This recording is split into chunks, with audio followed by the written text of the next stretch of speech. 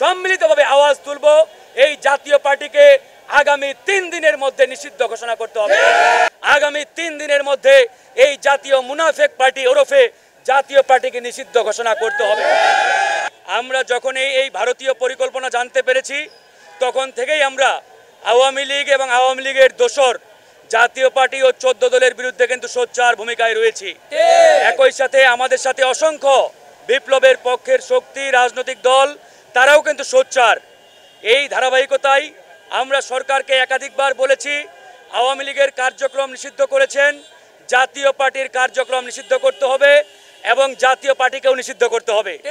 কিন্তু এই সরকার ভারতীয় চাপের কাছে জাতীয় পার্টিকে নিষিদ্ধের ব্যাপারে আজ পর্যন্ত কড়া কোনো সিদ্ধান্ত নিতে পারে নাই।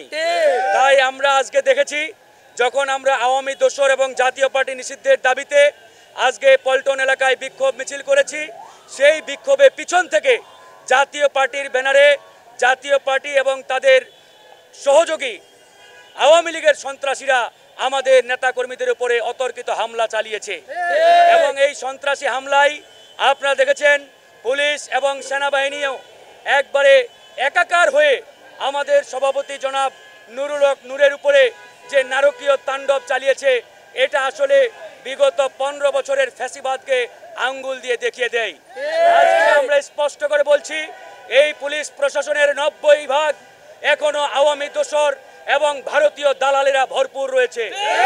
এই ভারতীয় দালাল এই ভারতীয় দাসরদের রেখে আগামীর বাংলাদেশকে আমরা কোনোভাবেই চিন্তা করতে পারি না। তাই আমরা স্পষ্ট করে আজকে জানাচ্ছি আমাদের দাবি পরিষ্কার, এই পুলিশ প্রশাসনকে আগামী 2 মাসের মধ্যে ঢেলে সাজাতে হবে। পুলিশ এবং প্রশাসনের মধ্যে যে সকল ভারতীয় রয়ের এজেন্ট রয়েছে, ভারতীয় দালাল রয়েছে, আওয়ামী পেপাত্তা রয়েছে, এদেরকে অনতিবিলম্বে বহিষ্কার করতে হবে। সেনাবাহিনীর বিরুদ্ধে ভিতরে শুদ্ধি অভিযান চালাতে হবে।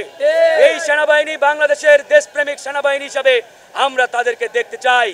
সেনাবাহিনীর ভিতরে কোনো ভারতীয় রয়ের এজেন্টকে আমরা আর দেখতে চাই না।